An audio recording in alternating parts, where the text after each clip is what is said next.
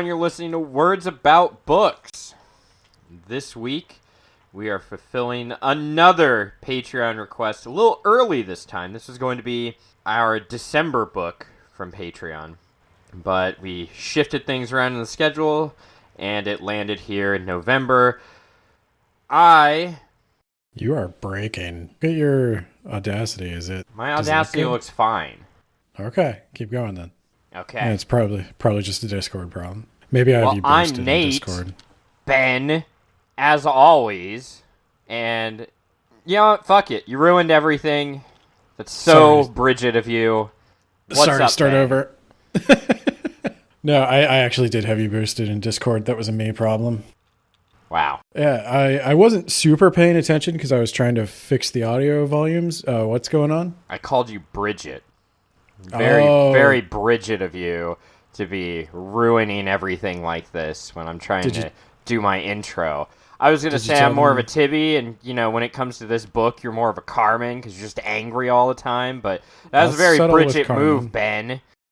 I didn't try to seduce an older man. You should have. So, did you tell them we're talking about Sisterhood of the Traveling Pants, or is this just I don't even remember because you interrupted me at some point, so...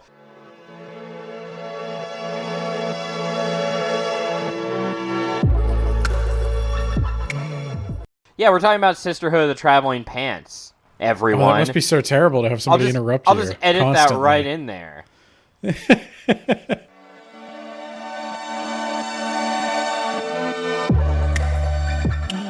It's Words About Books. I'm Ben. He's Nate. We're talking about Sisterhood of the Traveling Pants. If none of that was usable, there's another starting place. And yeah. So I think what I learned, this was a Patreon choice. This was an experimental poll where we allowed users to choose multiple options. And I think that is the single greatest argument against ranked choice voting that this country has ever seen. It's actually changed my entire opinion on the institution because this book never should have been selected. It is a bad book, and I thoroughly hated reading it. Well, I put up a poll on if they preferred the multiple choice or the single option voting, and it's overwhelmingly multiple choice, so... I'll see if I can change their mind. They haven't heard this episode yet. How do you want to cover the Sisterhood of the Traveling Pants? This is 4 stories in one. Yeah, I was going to just go one story at a time, because that's the only real way you can summarize this. Are we waiting till the end to rank them? Yeah. Let's wait till the end to rank them. That's something we decided to do as we were reading / audible listening to these books. Yeah, I think it's going to become apparent what my ranking is as we discuss them, but okay, so let's start off. You want to start with Carmen? Yeah, or should we start? We should probably start prologue. With like a little, yeah, a little introduction to everyone. Carmen finds a pair of old jeans at a dirty, disgusting, poor people thrift shop. Mm-hmm. And that's words from the text. And they let me introduce them, actually. Do you remember their last names? Do you care? I do not remember their last names, and I do not care. All right. Introducing the home team, Sisterhood of the Traveling Pants. Number 9 from Bethesda, Maryland. Weighing in at 120 pounds, all muscle, Team Captain Bridget. Number 86, also from Bethesda, Maryland. Weighing in her overly large smock, Tibby. Number 51, also from Bethesda, Maryland. Weighing in with a comically large butt, according to the text, Armin. And number 11, also from Bethesda, Maryland, with family hailing for Santorini, Greece, it's Lena.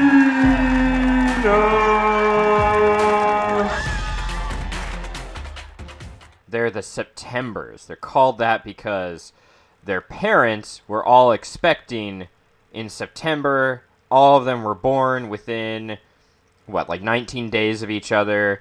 and their parents had nothing else in common. They kind of fell away from each other, I should say. But the daughters have lived on, except for the twin brother. One of them had a twin brother. He's not so fortunate, I guess, to have this support group. But the daughters have all been friends for life, yo. And every summer, they spend all summer with each other, which I'm sure there's probably going to be something about individuality versus the group, but whatever. That's not in this book, so I don't care. Okay. But this summer's different, Ben. This summer, they're all going to different places. Except for Vastly Tibby, who's staying places. Here. Yeah. Well, Tibby's going to Walmart, so. Wallman's. Whatever. Discount Walmart. And Carmen's going to South Carolina to be with her dad, who at first I thought she hadn't seen in a while, but that's not the twist. There's another fun twist that I called, because it's very obvious. Lena's going all the way to Greece, and Bridget is going to a soccer camp in Baja California, which, did you know that's in Mexico, Ben? I did. Because the book said that was an eye-opener, I guess. But also, they've got these magic pants. Magic because they fit. All four of them. Despite the fact that, and this is the book again, Carmen has a really big butt. Mm-hmm. She's Puerto Rican. Yeah. It hammer fits that all home. of them. Yeah. Yeah. Tibby's like the alt chick, and Lena is like this prudish, blonde, bookish nerd, and then Was she Bridget. blonde? I don't know. I imagine her blonde. And then she's blonde in the movie. And then Bridget is this sporty spice buff girl. Sporty Spice? If you had to put them as the Spice Girls, I think Tibby is Scary Spice. Are these really what they called them? Yeah. I only knew Baby Spice and how everyone went, Baby Spice. Nah, I'm not about that. But yeah, they're the four types of girl. So okay. Yes. Except they're all rich. Yeah, I wasn't so sure about that. Definitely 3 of them are rich. If they all live in Bethesda, Maryland, and no one who lives in Bethesda, Maryland is poor, I can assure you. Yeah, but this was a pre-9/11 world, Ben. Yeah, it's still... It actually was released on 9/11. So, for sure, I would say Lena is, if she's going to Greece. Unless, it's pre-9/11 world. Plane tickets were whatever you could find in your pockets. Tibby's parents are lawyers. One's a lawyer, one's a real estate Yeah, agent. they used to not be rich, but then they became rich recently. Yeah. Carmen's mom, I don't think, is rich, but I think her dad is. Her dad is rich, and he pays child support, and he gives her a credit card. Does he give her a credit card? The Books and Emergencies credit card, that's how she gets back, spoilers. Oh, I thought you meant he gives his ex-wife a credit card. I'm like, what? No, he gives his 15-year-old daughter a credit card. So much better. Yeah, the dad's definitely rich. Bridget, I wasn't so sure of, but I wouldn't be surprised. I don't know. I think if she's going to a fancy soccer camp in Baja, they're California, all varying degrees of well off. Yeah. If not outright rich. I'll give you that. Upper middle class. We'll say upper middle class. At a minimum. Yeah, at a minimum. Everyone's family's pulling in 6 figures. Yeah, and they've all got those fancy 2-car garages that I hear are all the rage, and now they're getting 3 cars. A chicken in every pot. But of course, Carmen's mom is not rich, because she's Puerto Rican. Oh, was I not supposed to read that as how that was? Was that not what I was supposed to get from that? The one parent that's not financially well off happens to be a minority? A non-white minority, I should say, because I guess, Greek, but, they're still white. Yeah, okay. Well, they're not a diverse bunch. Let's just put it that. They're not a diverse bunch. All right, so they vow that they're going to keep writing each other, and they're gonna push the pants around every week. I didn't know if they actually did that because it felt like they did a whole lot less than that, but whatever. They're going to use these magic pants to fulfill their every hope and dream, and they split off into 4 different stories. So, anything you want to add before we jump into Carmen? No. All right. No, I don't think so. Carmen's going to South Carolina with her dad for the whole summer. She's been looking forward to this. She's never been to his apartment. He moved away years ago after he divorced the mom. He said that they would see each other a lot more often, and then they haven't. But now she's finally getting to see him. And who are these people? And when did you buy a house? And oh, you're getting married in August. Okay. Yeah, Carmen's dad doesn't tell her that he has met someone that he is going to marry, that she has 2 kids from a previous marriage, and he decides to surprise her with this literally when she rolls up to the door. Yes. Yeah. She's like, huh, I thought you were in an apartment. When did you get a house? He's like, I just made some changes. And they walk in, and there's 2 kids and a mom, and he's like, this is my fiance. So Carmen's dad's an asshole. Carmen's dad's awful. Yeah. And I should say, like, this book, I was telling Nate the whole time I was reading it, it's like static to me. You want to tell the story about how you were listening to it in the car? And I was literally listening to the audiobook as I was driving, and I caught my hand reaching to turn on the radio. As if I had been listening to nothing. I don't, it is so extremely not for me. The whole book is written in the style of just reading some 15-year-old girl's diary. And I don't care. So the only time I could care, the only time I could feel a feeling is when something happened that made me angry. So I remember Carmen's dad. Story. Yeah. Well, I remember Carmen's dad. Carmen doesn't make me angry as much as Carmen's dad makes me angry. Because this is totally believable. I have had this happen to me. I have had this happen to other people I know. Yes, what, for real? I have. Kind of. Not quite this extreme, but I have been surprised with a visit with a divorced parent I thought was going to be just the divorced parent, and then, oh, there's somebody else in the car. Who are we going out to lunch with? Oh, that's what this is. My advice is to divorced parents, don't do that. It's no child wants to be ambushed by your new relationship. It's something you probably want to ease them into. It's something you probably want to talk about with them. It's not going to work out. It's not going to endear that person to your child. It's not going to, especially if it's the first relationship since the divorce. That's one you kind of want to prep. And them if you're for. Engaged, how long have you been seeing this woman and not telling your daughter? Well, especially if there's going to be like other children in the mix. Are you trying to introduce step siblings? And that's a whole lot. And so Carmen has to go into this house with these perfect white people. Everybody's white. Her dad's white. These people are white and blonde, the worst kind of white. And it's... I feel attacked. Yeah. Well, that's for all that ginger shit you've been saying for all these years. Hey, I'm married to one, so I can say that. That is how this works. Your opinions on ginger women have been made perfectly clear, as have your opinions on ginger men. There are ginger men? But, yeah, they're white. They're richer than she is, I suppose. They have stainless steel kitchen appliances, don't you know? Oh my god.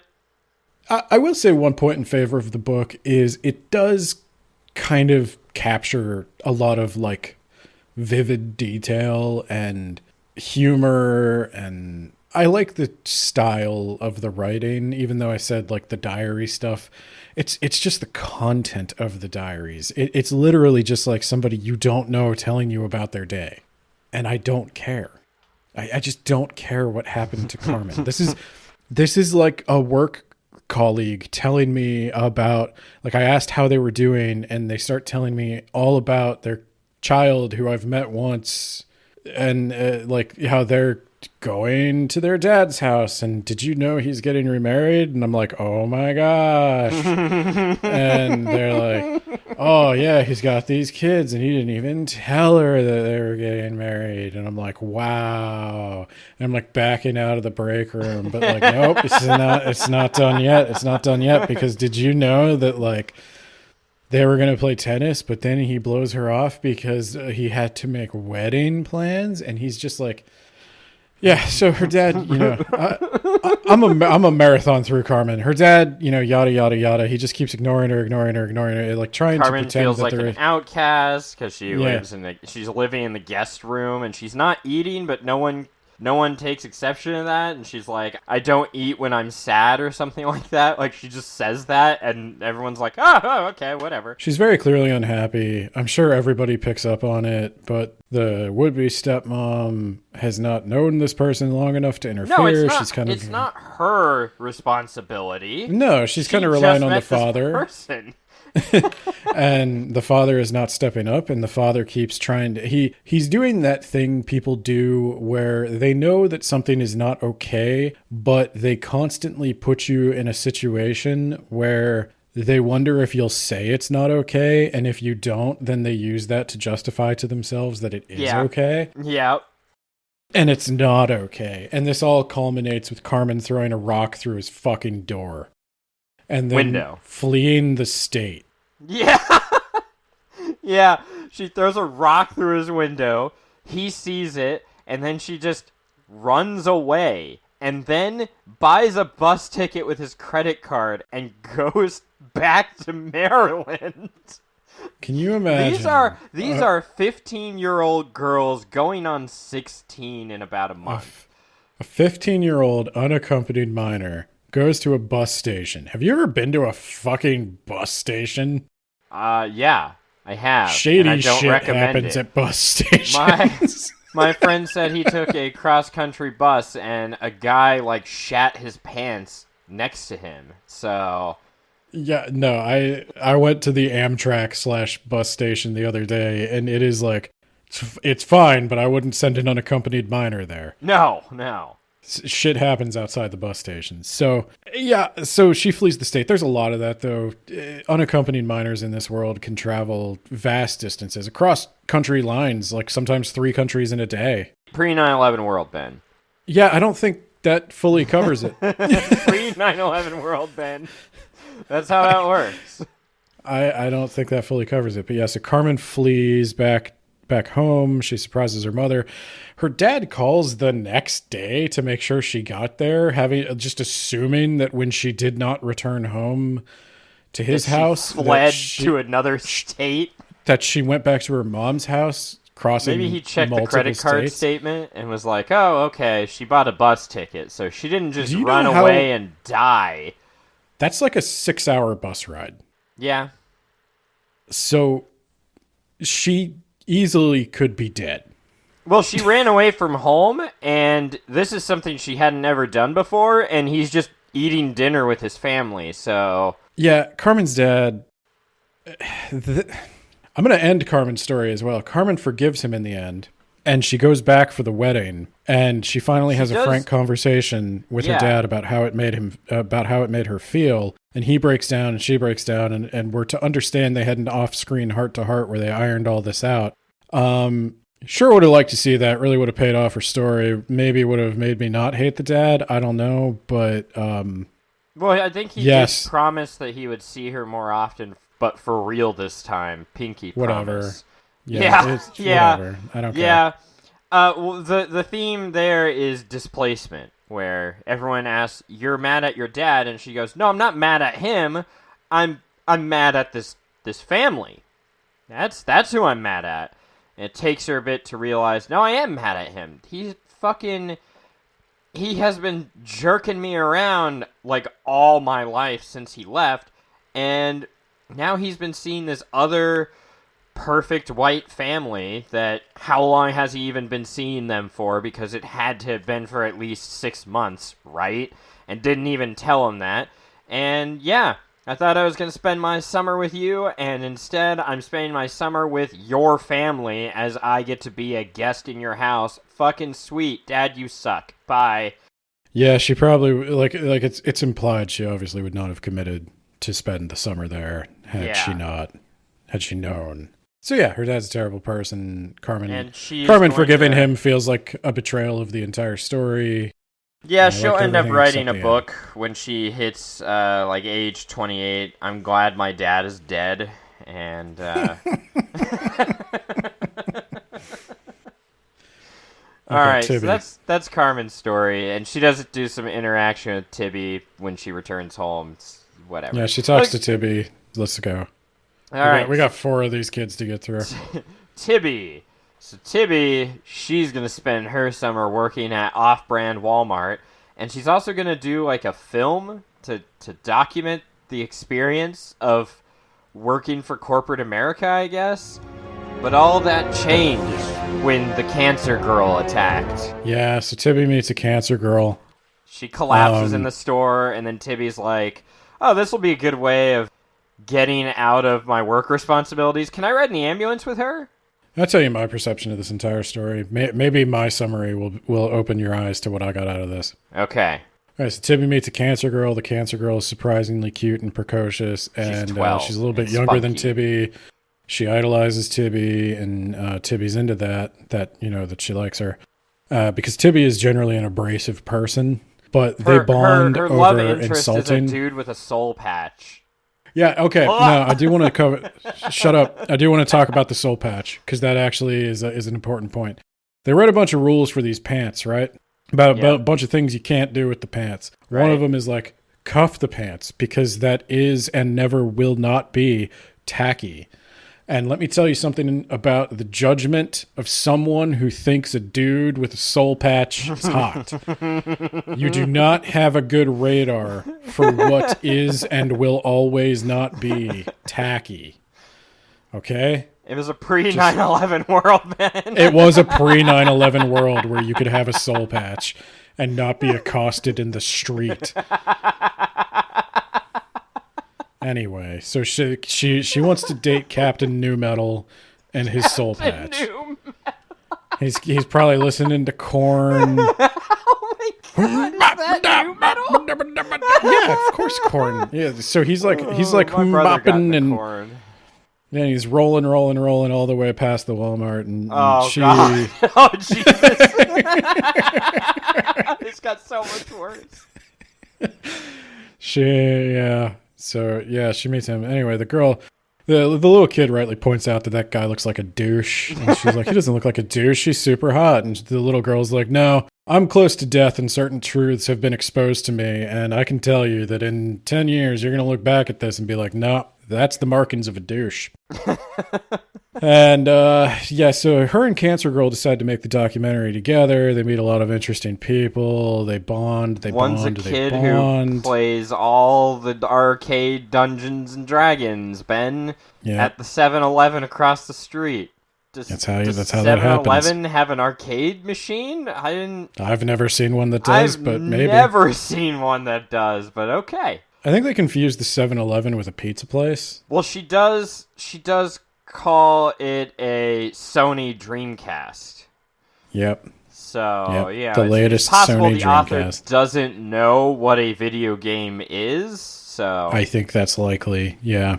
And Tibby's like mocking that guy at first, but then she realizes he's not a total nerd, unlike Soul Patch guy. I think that's Tibby's journey, right? Tibby realizes that, I'm not actually the hottest shit.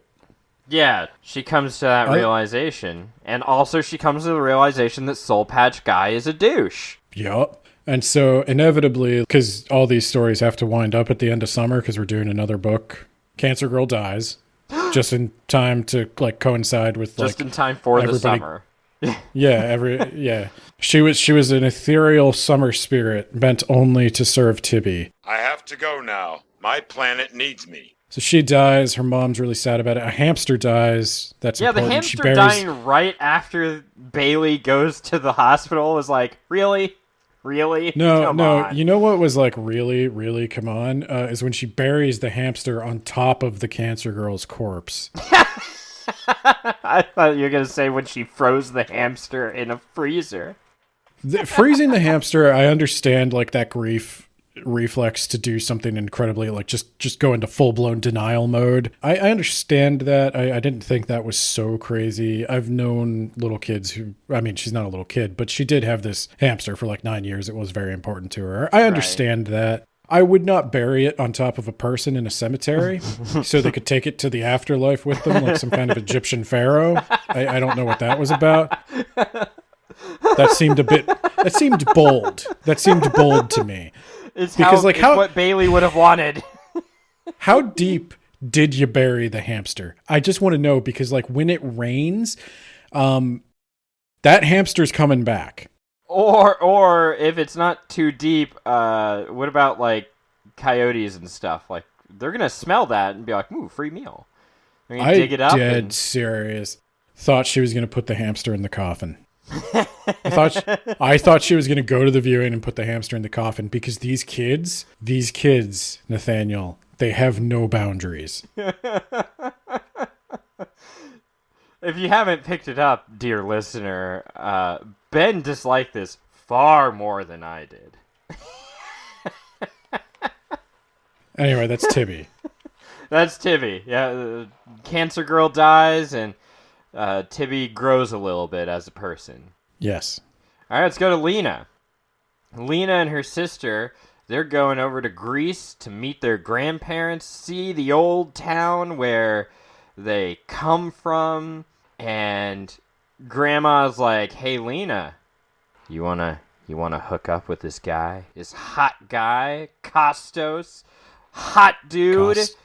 And Lena's like, "No, I've cut myself off to love. This is going to be my arc if you can't tell. I don't need men in my life." And seems like a pretty reasonable guy. He's like, "Hey, you want to go see the old town?" She's like, No, I don't. I'm gonna go paint." Let's talk about a few caveats here with Mr. Costco. So Costco has he is 18. She is 15. That's illegal. At least it's Greece.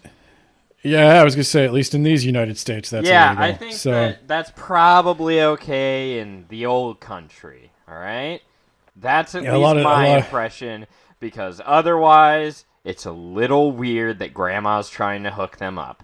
Yeah, it's a little weird. So it is a little weird that she'd try to hook them up just in general, because at the end of this, Lena's going back home, and Costos is going to the UK for college. So it's not like they're going to really see each other again, potentially. Yeah.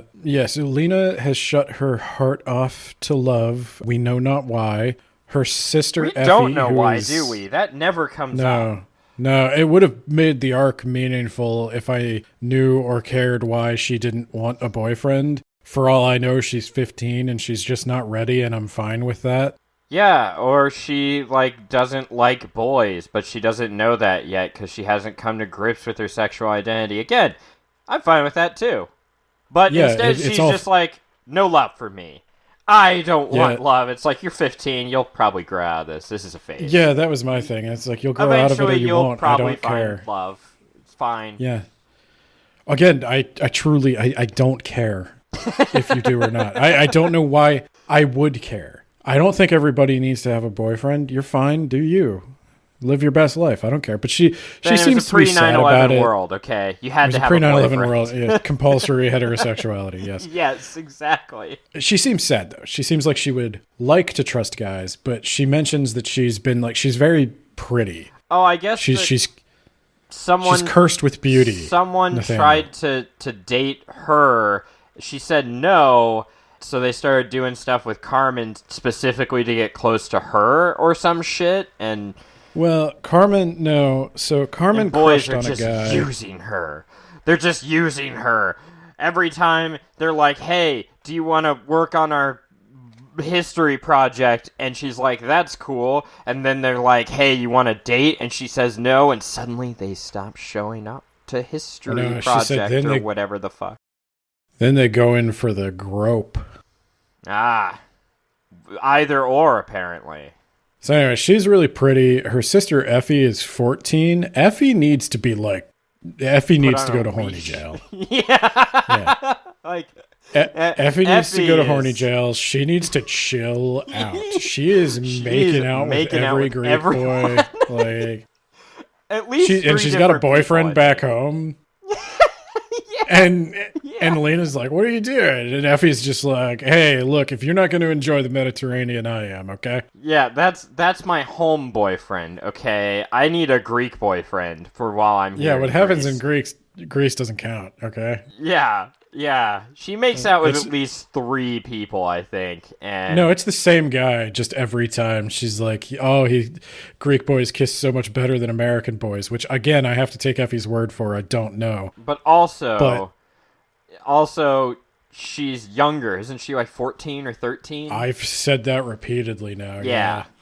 Well, I need to also, because no one's going to listen to you with how rambling and angry you are. So I have to get in there to emphasize it. If there was a core theme to this book, it would be statutory rape. I'm getting you know what? to that. That is fair.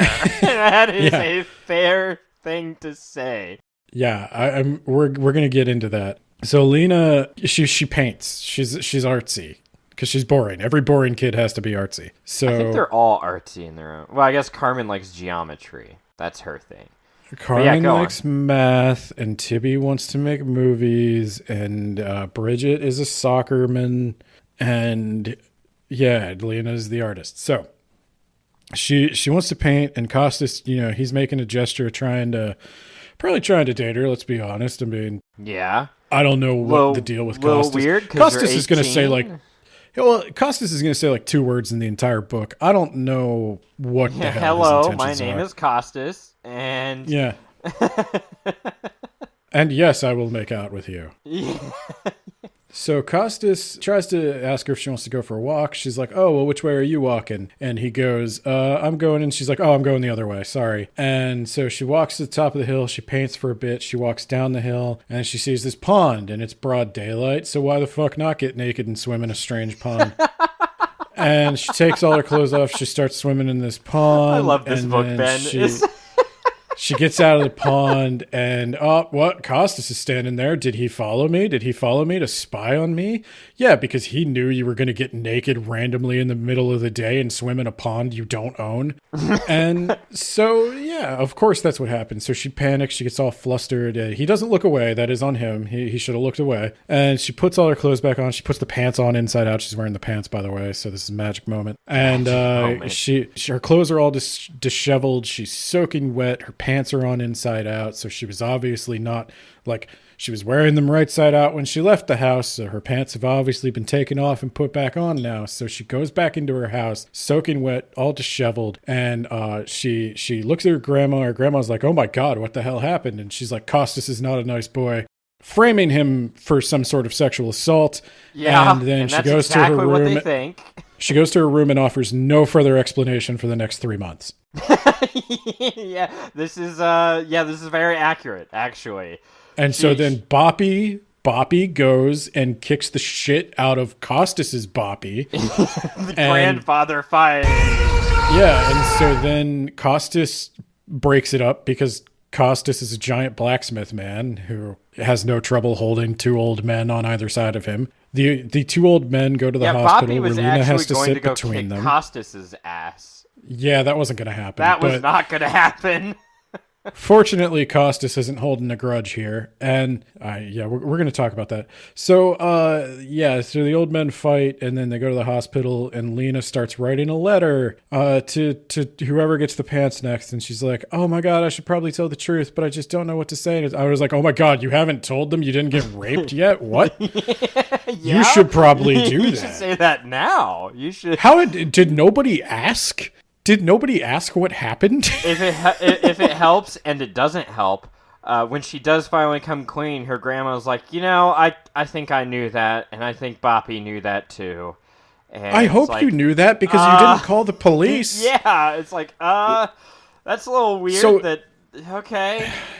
The way the book is trying to play this off, and I was talking to my wife. It's a comical situation. It's a sitcom. Whoa, it's wacky that this man who is of age spied this underage naked girl who then kind of accused him of sexual assault. Whoa, put in the laugh track. Yeah, well, so they're trying to sort of play it off like they just had a bad date or something. Like, yes, like she comes home crying from the she comes home crying from the date. It's supposed to be funny. I didn't get that. Like in all seriousness, I didn't enjoy the book, but I will try to meet it on its own terms. And even then, I still didn't read necessarily that this was going to be a jokey joke moment until they were sitting in the emergency room acting like two stubborn old dudes and not like one of their grandchildren had just sexually assaulted the other one's grandchild. Right? You don't sit right next to him but turn your entire body away from him, giving him the silent treatment. You try to murder this man. Yeah. So, and then to add insult to injury, turns out Costas swims in that pond. Oh my God. All the time. Because he's lived there his whole life. So he wasn't following her. He was just living his life. She was intruding upon his private space, not the other way around. And also, she thought she was painting a landscape, but she was painting Costas, apparently. Yeah, she paints a picture of Costas. Is that a thing that you do? I'm not a visual art guy. Do you accidentally draw other things completely from what you intended? No, she knew. Okay, so what happened there was she sits down to paint, and instead she starts sketching. She sits down to do like a charcoal drawing, and she starts sketching. She does it like a piece at a time. She's just sort of sketching shapes. She sketches out an ear, a chin, a face. Like she's putting all the pieces together, and it's not until she's put the face together that she realizes it looks exactly like Costas. Oh my God! That's not too strange. I think that's all fine. The only thing I don't like is you let people think he raped you for 2 months. Yeah, let's bring it home, Ben. How do we resolve this? She comes clean, kind of. Oh, she gives him a painting. She says, "Sorry, I framed you for sexual assault. Do you want to make out?" And he's like, "Yeah, whatever." He's like, "Yeah, that's cool." No. She says that she loves him. That's her arc, Ben. She got over her, I can't love boys, and now she loves a boy who she framed for sexual assault. Yeah, Costas, that's the arc. You need to... Costas, you need to run away. This woman is trying to ruin your life. Look, maybe that's a beautiful story from a girl's perspective. I'm going to give you boys here a little advice. Hey, you're 18, stay away from 15-year-olds. You're too old for that. 100%, yep. Second piece of advice. If a girl implies and then allows people to continue thinking that you sexually assaulted her, you need to get the fuck out of there. Yep. Possibly some sort of legal restraining order to get on file that you don't want anything to do with her, that this is something that you were just walking down the street and now you're being framed for this thing. You need to get your side of the story out there immediately, and you need to cease all contact. You need to just get out of there. Or what you don't do is if she shows up offering you a gift, you tell her to please leave. You're calling the police. This is a violation of the restraining order. You don't take the painting. And then definitely she's like, don't make out with her. Yeah, but I think I've learned to love you over these 2 months of you not saying a word to me and me having framed you for a sex crime. I think that really brought us closer together, and I understand you now. I understand you now. I'm the Costos now. Remember how you were trying to come on to me and I was shutting you down? Now it's the opposite, and now I get it. I get so you. Costas, you take your big, powerful legs and you run away. Go to England quickly. Go to the UK. Run all the way to England. Just run all the way to England. Yeah, get there in advance. live your college Never life. speak to. You'll meet plenty of British women, some of whom have an awesome accent and some of whom don't, and like you just live there now. And you sleep this all off like it was a really bad hangover. Yeah, so that's my advice to Costas and the boys out there. Speaking of advice I'm going to give the boys out there, let's talk about Bridget. Yeah, so Lena's story ends with her, she and her sister, again, both underage, they arrive in New York, and she's like, Bridget's having some problems. I'm going to get on a plane, fly all the way to Baja, California. Hey, Effie, you're 13 or 14. You can handle the rest of the trip to Maryland, right? Right. Cool. Bye. Tell mom and dad I went to Mexico. Yeah. Yeah. Tell mom and dad I popped off to Mexico for a couple days. I'll be back. I'm picking up my friend, another unaccompanied minor, who I have no authority to pick up, and they probably shouldn't let me into her soccer camp. And I also don't speak Spanish. Yeah. And I also probably don't know where the 9/11 soccer world, camp Ben. is. You could do that back in the day. Yeah, man, a lot changed when the World Trade Centers fell. I almost don't remember this world. So let's talk about Where do they Bridget. get the fucking money?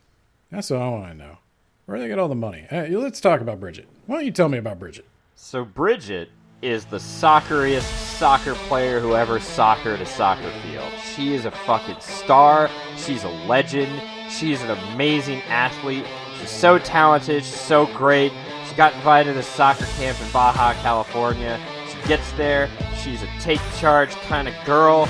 She's making friends left and right. She's kicking ass on the field. And who does she spy? But one of the coaches is Eric. Oh my God, I'm reading his last name. Eric Richman. That's real. All right. Okay. So she's like, oh my God, this Eric guy, I need him. I want him so badly. I must have him. I need that, which is uncomfortable for me as a person reading this and realizing, like, you're a minor, and Eric is not a minor. Yeah, so for a while there, so here's the thing. Okay, Eric is 19 and Bridget is 15. This is worse than the Costas situation, to be clear. And one thing that makes it worse is because Bridget's interest in Eric seems to be explicitly sexual, which led me down a weird path of logic, because the way Bridget speaks and acts, Bridget is unhinged. Bridget needs therapy. I'm not joking. She needs horny jail. Well, no, I'm seriously not joking. Like, the way Bridget behaves is almost manic. Like, Bridget's whole career at this soccer camp is just like one Kanye West moment after another. She's bipolar, because at the end, she goes so hard, and spoiler alert, they do not end up be fucking, thank God. And she gets super depressed. Yeah. But yeah, so tell us about Kanye Bridget. Yeah, so Bridget, she's 15 as well. And she spots this 19-year-old, and she goes into like full-blown physical seduction mode. She's not just, this isn't like a little girl crush. She is not just trying to date him. She's trying to lose her virginity. Get him in bed. Yeah. And that's the other thing that messed me up, is because the way she acts like somebody who is incredibly sexually active already. Who's already done that. Yeah. She has no idea what she's doing, and she starts behaving erratically. She can't control herself on the field. They keep trying to get her to hold back because apparently she is way too good at soccer. I don't know if the person either that or everyone book, else sucks, because they're scoring like 11 goals per game, and it's like, okay, does that mean they're bad, or like she's an Olympian already and they're just that means they're bad. Okay, that's what I thought. So here's the thing. Yeah, I don't know if the person who wrote this book ever actually played a sport, because you don't get invited to a super elite camp and dominate like this unless you are going to be like the world's women's soccer starting forward. Right. This is crazy. And I would assume that at least some of the girls there are also older than Bridget, which is crazy to me. Again, there was a 0 to 11 game, and it was like, no, there wasn't. I've seen soccer. You're lucky to get a goal. You should not be able to blow by that many people, especially at a soccer camp for elite players. Presumably all these people at least know how to play soccer and are fit and have some competency. And like Bridget it's the best says she of the hadn't best. run in 6 months at one point. And then she runs 4 7-minute miles in a row. Yeah. Yeah, as you do. I mean, Bridget honestly sounds like she would have just been recruited to, like, the Olympic team already. Someone would have scouted her and been like, holy shit, she's playing in fucking high school and she's just dominating everyone. Let's get her a scholarship now. Let's get her into our college now. The thing is, there are kids like that, but I would assume that this is a camp exclusively for kids like that. Yeah, well, that's what I'm saying. Either they all suck or she's like a god. And again, if she is a god, she needs to be just recruited now. Okay, so Bridget is the spirit of athleticism embodied in corporeal form as a horny 15-year-old girl. So this is accurate. She goes after this dude. And, Eric Richmond. I don't give a fuck. And she's like, they're running the most sexual 5K I have ever witnessed. And you would think people would notice this. Yeah, she's running and she's wearing only a sports bra and bikini bottoms underneath some skimpy gym shorts. And when they get to the end of their run, she seductively takes off the gym shorts and says, "Let's go swimming." And then he does. Yeah. So here's a couple of tips, gentlemen. If you are going to a girls' soccer camp as a coach, you do not be alone one-on-one with any of the girls. That's a bad idea. Shit. If any of them start showing romantic interest in you, you shut that down immediately. And probably tell a superior. Yep, exactly. You want to report that. And then if one of them does something like seductively take their pants off, you need to go. You need to basically say, this girl has nothing to do, like, this girl should probably leave the camp, but if you're going to keep her, I don't want anything to do with her. You just nip that in the bud. Or you don't teach at one of these camps, okay? Right. Yeah, maybe you go to an all-guys soccer camp. Yeah, and if I'm and hey, you're not immune from that this is pre 9/11 world, so I don't know if gay people existed yet, but that could happen anywhere, you know. So you want to just be careful of that. It's just part of, like, I can't imagine that the training he had to do to be a counselor at this camp did not include this. Well, he knows that. He knows that it's wrong because he has been hit on before, and he shut that shit down before, and that just makes Bridget see it as a challenge. But yeah, also Bridget lies about her age. Yeah, she says she's 16. And then her exact words are, I rounded up. Is that really a crime? Mm-hmm. And my thought was, it's literally a crime. That very much could be a crime. Yeah. That's the difference between it being a crime and not being a crime in some states. Yeah. So anyway, Bridget gets weirder. Her behavior gets more and more extreme to the point where I was like, what is this book? Who is this book for? Where is this going? So Bridget, one of the most extreme moments is where the coaches, who are 19, by the way, I would think you would want to hold them to, like, typically when you go on international trips or something like that, they usually have like a no drinking policy. Like if it's a United States sponsored camp, you typically have to follow, at least informally, the United States rules. Like people under 21 don't go out drinking.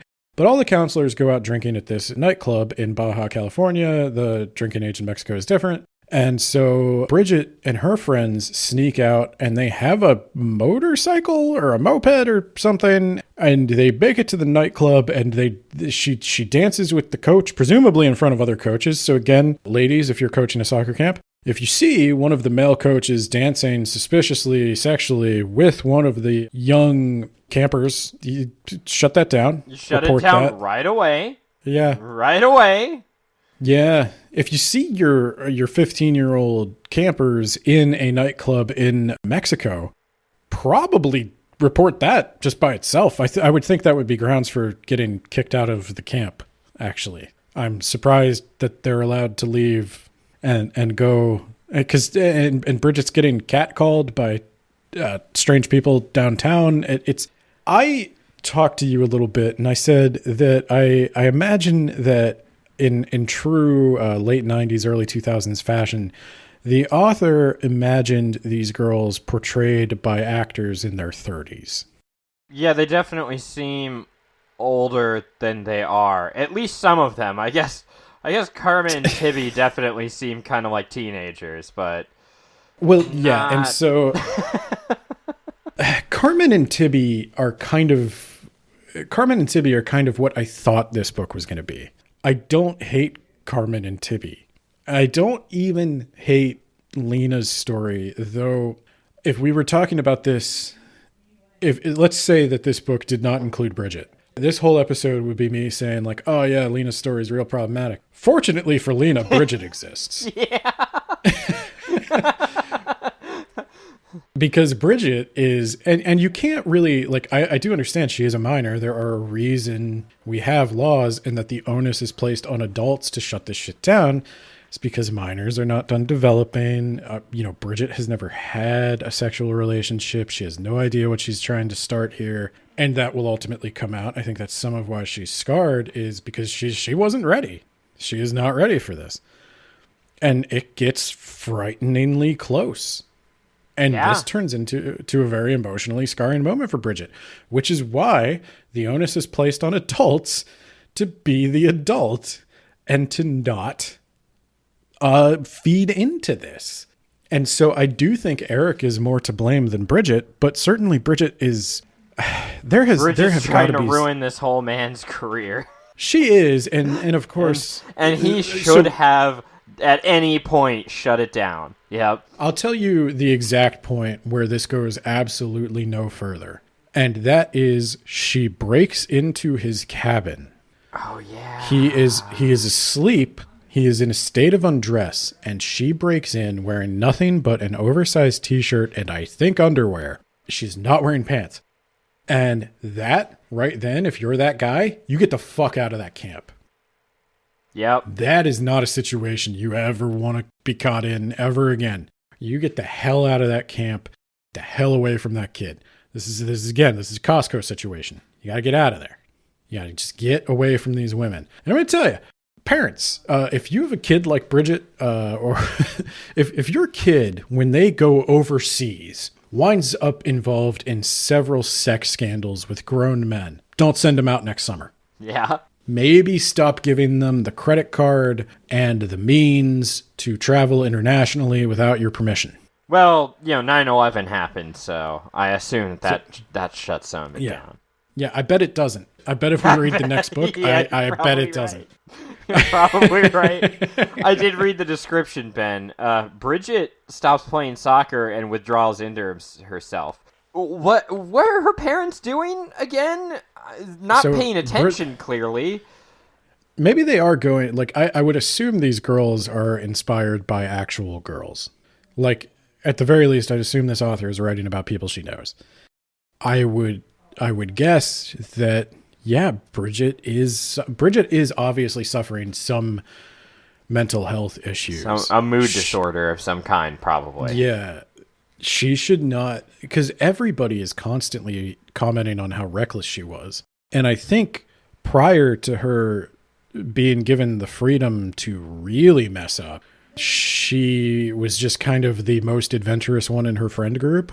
But when they sent her overseas to a camp where she was largely unsupervised, or the people supervising her, came like this close to having sex with her, she is just not ready for that. She needs to be in therapy. I'm not joking. If you find yourself displaying Bridget-esque characteristics, you need to be in therapy. Maybe the books handle that. To their credit, maybe they handle that. I don't know. They didn't handle it in this book. And nope. I will say, again, trying to meet the book on its own terms, I do think the end of Bridget's story does finally start taking things with the severity they deserve or warrant. She came crashing down to earth. Yeah, like by the end, I am worried about Bridget. I mean, I was worried about Bridget before. But in a different way for a different reason. Well, I didn't know how to handle it because I don't know what the stakes are in this world. Because I would also think that Lena's situation is every bit as severe, like almost every bit as severe. Lena has basically taken this guy who is like a pillar of his community and implied that he sexually assaulted her, and she's not telling anyone different. I think that's a pretty serious situation. But then the book tells us we're supposed to think that's a ha-ha funny joke. Yeah, but then they got together, and she gets over her lack of love, so it's okay, Ben. Right. So it's one of those books where the rules are a little warped. That's what I thought. But then we get to Bridget, and the rules are warped because she can get into this nightclub, but then they're not warped because at the end it's very serious. She does show up at his place again. He follows her, and then he's like, no, I can't do this, even though I keep giving you all these signs that I want to do this. And then in the tournament, there's a little tournament going on. Bridget's being held back the whole time, and finally the coach is like, all right, Bridget, get in there and dominate. And she doesn't dominate. And then she walks off the field. Maybe that's what it was, Ben. It was all planned by Eric to win the tournament. I know. It's not. It's not. So then they Which one of them is the greater sociopath? I guess that's the game we gotta play. So they have a little talk at the end where he's like, hey, someday you're gonna be a superstar. You're going to be like 18 or 19. You're going to have these guys throwing themselves at you. They have a little talk where he really cements he should not be working with children. And like, I hope that you're still into me then because I totally want to bang you, but you're underage. That's called so grooming. That's grooming. That's not better. That's not better. And then she's like, actually, I'm 15. And his response is, oh, God, don't say that. So yeah, he's like, I hope that someday you're going to be of age and then we can bang. But like, not until then. Yeah, just like everybody that worked with Jeanette McCurdy. Yeah. The minute you're 18. Yeah, Eric shouldn't be working with children. So I guess my advice to Bridget would be, get into therapy. The way you're behaving is out of control. You're going to hurt yourself. You need some help.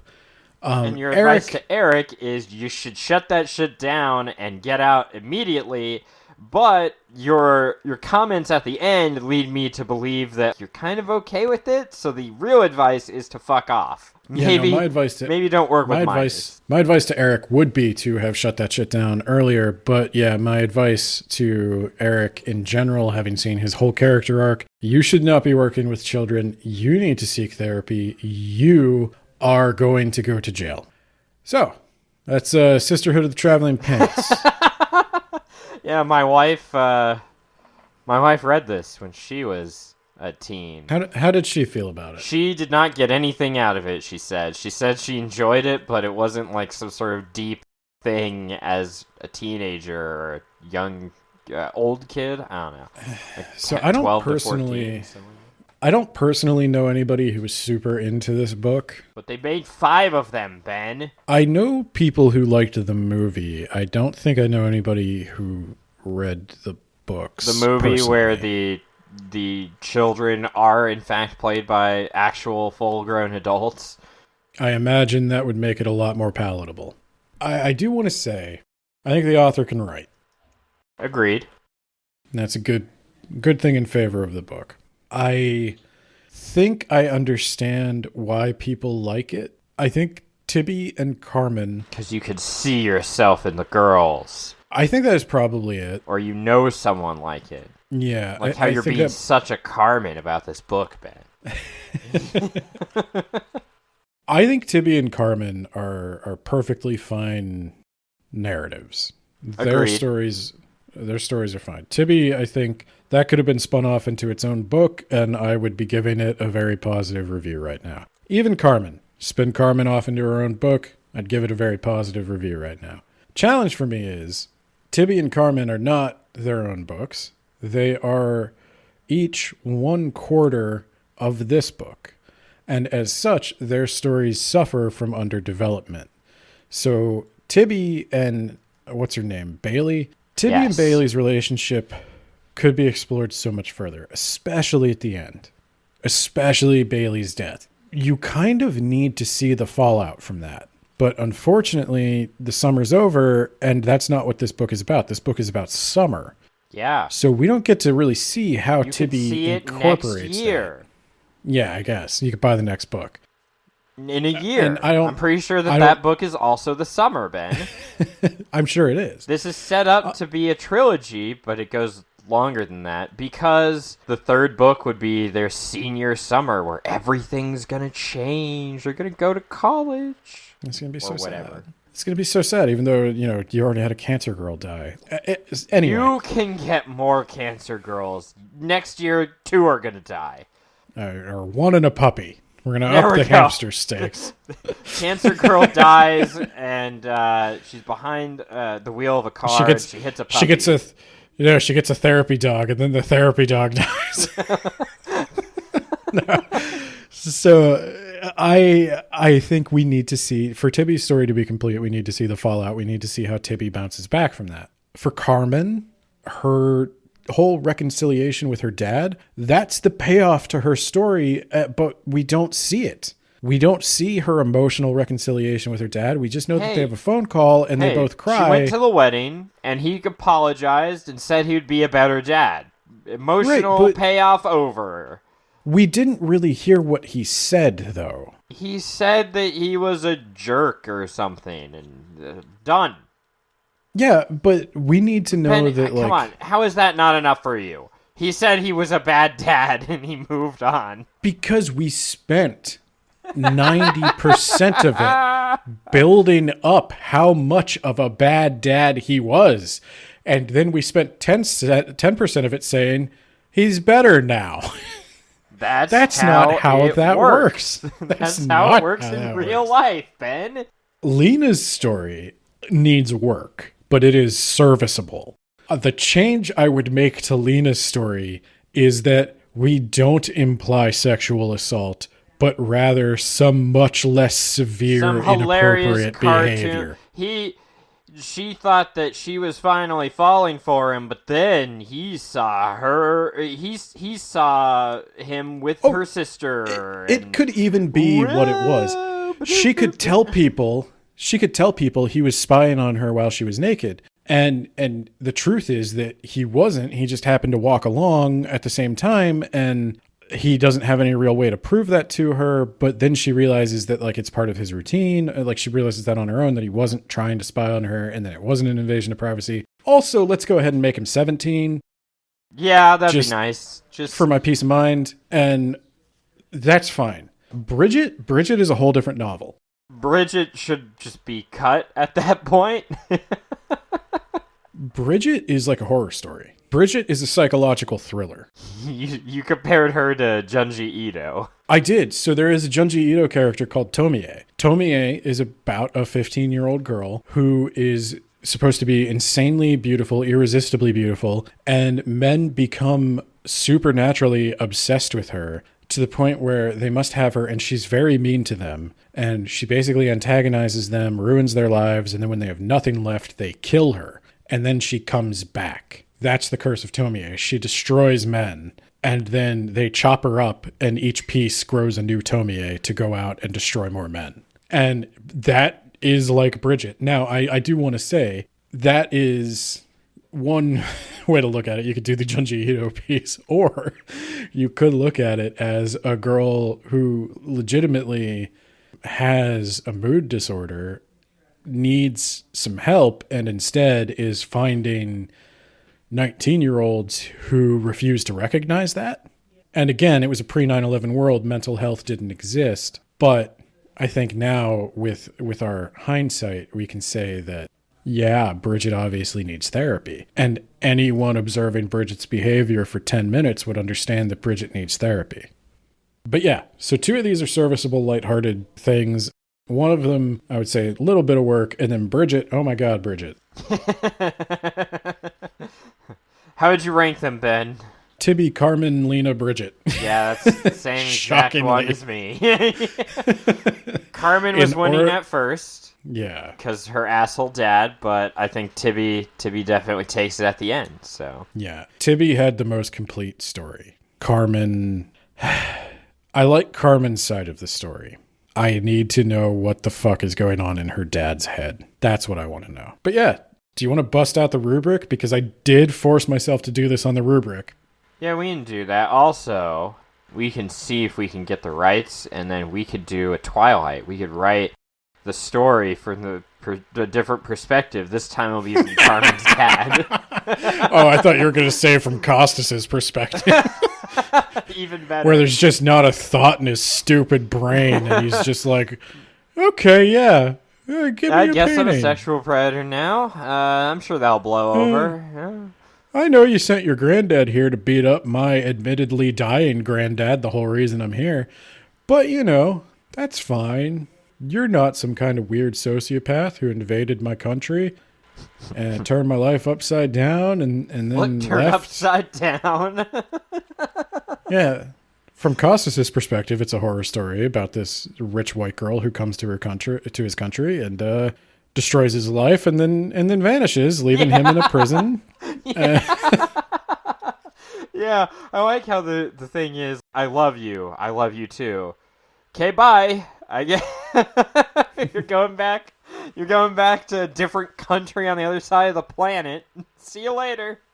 Toodaloo. We'll write, and we'll send each other pants. The pants really don't factor much at all into anything. No, this book relies on the fact that pants is a funny word. The amount of times they say pants is disproportionate to the role that the pants play. But they couldn't... They couldn't say hot girl summer. Hot girl summer. Yeah, that's when you're like, I'm gonna maybe age them up a bit. Let's... That's all you gotta do. Age them up or age the guy down. Yeah, I guess they really want to go there with Bridget. That, like, dumb light thing, but then, like, oh, the consequences are real. It's real life. Well, it hasn't been up until this point, but okay, we're there now. Okay, get out the rubric. Let's finish this. Got the rubric. Content and All right. ideas, Ben. Give it a 3. That's what I put. Clear ideas, plot points are present, but maybe underdeveloped. Yeah. I Maybe agree they're with what you underdeveloped. said, which was nothing happens. You got 4 stories that are completely isolated from each other with very few exceptions. They basically exist all on their own. And maybe some of them should have been cut, so the others could be developed. I think the idea of the traveling pants is probably the reason this sticks around. I don't think maybe at the time, or maybe even now, there are a lot of books that glamorize female friendships. And so that probably appealed to a lot of people. This definitely seems to be like the book that embodies especially cis-het female friendships in a way that I have not seen in others, but it's also kind of like manipulative in how overt that message is. We're going to be friends forever, even though our moms tell us we're going to be more interested in jobs and boys, and we're going to forget our friends. We're going to be the girls that don't hate girls. Well, there's a thing that's like every 7 years, on average, you turn over your whole friend group. That's just how it works. That's been my experience, yeah. I did see something on Facebook that said, you know, if you're friends with someone for 7 years, you're friends forever, and I was a jerk and shat all over that. Yeah, and then someone said they were a neurology intern receptionist, and so I need to DM them so they can explain why I'm wrong. I never did that. What a sick polling of rank, right? I'm a neurology intern / I do reception. Well, then I guess I still have my friend. Yeah. I guess the relationship healed. Thank you. Organization, Ben. Forget what I gave this. I'm going to say 3. That's what I also gave it. So, it's the structure, the pacing, a little too slow in some places, a little too fast right towards the end when, like, Well, cancer girl's gotta die. And the hamster's gotta die. Let's go. Come on. Fucking Chekhov's hamster here. Wrap it up. It is Chekhov's hamster, too. They say at the beginning of the summer, this is like a 9-year-old hamster. And you're like, well, hamsters don't live that long.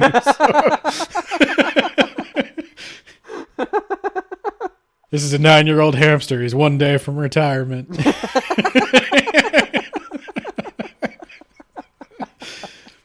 All right. Use of language. That's the actual writing part. I gave it a 4. I think it's above average. I think it's injection of humor and slang very much encompassed that generation. I don't think it encompasses the current generation of 15-year-old girls, but with their TikToks and their hula hoops. I don't fucking know. I also gave it a 4. So so far we're tied at exactly what we would give it. So here's where I'm sure we're going to differ. The next category is personal preference on how much we liked the book, Ben. That's a 1 from me, dog. I did not like this book one bit. It was like it was at the best of times, it was like listening to the sound of silence. Oh, that's and a good at the song. worst of times, no, it was like listening to the Disturbed version. Oh. And at the worst times, I was just furious. I gave it a 3. What the fuck? Explain yourself. Okay, I gave it more of like a 2.5. So between 3 and 2. I didn't just out and out dislike the book. Now to be fair, some of that is probably because like of just how much I disliked it. Yeah. Because of how much it served. Yeah, it did what you wanted it to do. Oh, it wasn't a very impressive book, but goddamn did I get joy out of it. It was a rare win for me. 3 points. Oh, God. Jesus. And then recommendation strength. How strongly would you recommend it, Ben? I said 4. Strong Whoa, recommendation. Really? Yeah, strong recommendation to God. genre fans, weak recommendation to general audiences. Here's my thing. Here's my logic. Okay. The people who like this book really, really like this book. It seems like the fandom has persisted. I'm going to say it's a strong recommendation to genre fans. This is not my thing. It is so much not my thing that I can't even really gauge who would like it. But I do see a lot of people out there who are reviewing it and acknowledging the flaws that I see in the book. They say the same thing about these kids like jet setting around the world. What the hell is that? But they still seem to like it. They have a soft spot for it the way I have a soft spot for Twilight. And so I do think that it can be enjoyed by reasonable people in spite of its flaws. And just like the sheer strength of the fandom leads me to believe that if you think you would like this book, you probably will like this book. Wow. Okay, so we went on the opposite spectrum. I went with a 2.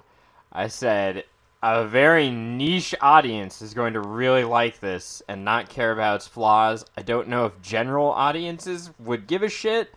And I don't know if, I don't even know what genre fan this would be for. So I went with, niche audience.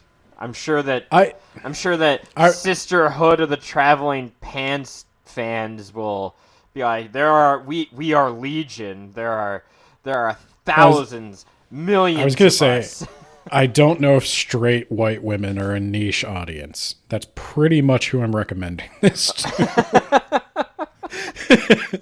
I thought about that because I was like, niche audience, there's a group of people that really like want to hear Yeah, the but story also, of a cis-het female friendship. this is a pre-9/11 world, Ben. It captures a different type of setting, and yeah, I don't know. I definitely don't think that the kids of today, especially the fucking AFAB Gen Alpha, am I right? Gross. I was gonna say I don't think the young girls or AFAB people of today are going to get much out of this, but I do think it captured a generation of, cis-het female friendships. So, and who knows, maybe some of these girls wind up not being cis-het. This is kind of the phase where you don't know. Everybody's. Well, you're wrong. I didn't look up where they went, but I unfortunately did. I also don't care. Yeah, good call. So that's a total of 51 points for me. The average is 55, so this comes in at just below average. It was 59 points for me. Oh my So I gave God. this. You actually rated it higher despite liking it far, far less. That's the beauty of the rubric, Nathaniel. It's a magical rubric that fits each book the way it should. That's why I invented this rubric, so that I could come in at the end of an episode after being incredibly mean and nasty to a book, wait until right about now when absolutely everyone has shut it off to backtrack everything I said and be like, you know what? Actually, it's pretty okay. Backtrack everything you said. You gave it a 1 for how much you liked it. Yeah, I hate it. But my review of it is 3 out of 5. If you're a cis-het white woman, you're probably going to enjoy this. If you are anything else, probably not. So, what's the? I think this is still in keeping with our theme of No Nut November. No Nut November. You do not want to nut. They're underage. Go to jail. All right. So, this was another Patreon voted episode. And our next poll is going up. It has an Agatha Christie book, it has a Paul Tremblay book, and it has a collection of Ray Bradbury's stories. So we're going to start next year off the right way. And if you want us to never ever read Sisterhood of the Traveling Pants books again, go to Patreon. $2 gets you a monthly vote that you could vote for what we read, and you could stop that shit cold. Alternatively, if you want us to read the entire series, $2 on Patreon. What Ben wants you to do is to Pokemon Go to the polls and prevent Nate from being a power crazy tyrant. At least I got paid to do it. Yeah. For the moment, we still have a Twitter until that $1 billion in interest comes due and Elon Musk shuts it all down. We're also on Instagram, probably other places. And we've got shout-outs. We got shout-outs. We've got James, friend of the show. You can find him at If You Want the Gravy. It's a movie blog. It's also a book blog. I was reminded of that. Yeah, but I was going to say also, he got referenced in a Wikipedia article, so he's moving up in the world. So you can check him out. He's a primary source.